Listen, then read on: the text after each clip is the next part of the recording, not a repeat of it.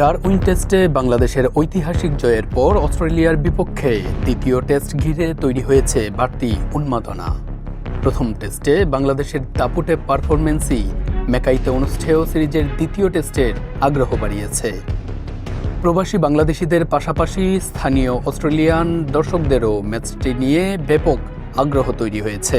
ফলে দ্বিতীয় টেস্টের প্রথম দিনের সব সাধারণ টিকিট বিক্রি হয়ে গেছে এরই মধ্যে। ক্রিকেট অস্ট্রেলিয়া জানিয়েছে দ্বিতীয় টেস্টের প্রথম দিনের টিকিট আনুষ্ঠানিকভাবে সোল্ড আউট। একই সঙ্গে প্রত্যাশার চেয়েও দ্রুত গতিতে টিকিট বিক্রি হচ্ছে বলে জানিয়েছে অস্ট্রেলিয়ার ক্রিকেট নিয়ন্ত্রক সংস্থাটি। শনিবার বাংলাদেশের বিপক্ষে সিরিজের দ্বিতীয় ও শেষ টেস্ট শুরু হবে মেকাইয়ে গ্রেট ব্যারিয়ার রিফ এরেনায়। এই ম্যাচ দিয়ে অস্ট্রেলিয়ায় 12তম টেস্ট ভেন্যু হিসেবে আত্মপ্রকাশ করবে মেকাইয়ের গ্রেট ব্যারিয়ার রিফ এরেনা। ডারউইনে হারের পর সিরিজ বাঁচাতে অস্ট্রেলিয়ার জন্য মেকাই টেস্ট এখন খুব গুরুত্বপূর্ণ।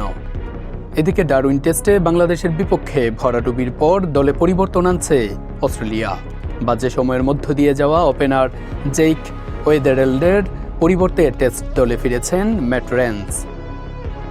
30 বছর বয়সী রেন্স সর্বশেষ টেস্ট খেলেন 2023 সালে। শেফিল্ড শিল্ডের সবশেষ মৌসুমে 49.90 গড় ও 3 সেঞ্চুরিতে 499 রান করেন তিনি। পাশাপাশি সীমিত ওভারের ক্রিকেটে আছেন দারুণ ছন্দে। কুইন্সল্যান্ড রাজ্যের শহর মেকাইয়ে টেস্ট খেলতে যাওয়ার আগে ডারউইনে অস্ট্রেলিয়াকে রীতিমতো নাকানি চোবানি খাইয়েছে বাংলাদেশ। 23 বছর পর অস্ট্রেলিয়ায় টেস্ট খেলার সুযোগ পেয়ে স্মরণীয় মুহূর্তের সামনে দাঁড়িয়ে নাজমুল হোসেন শান্ত, মুশফিকুর রহিমরা।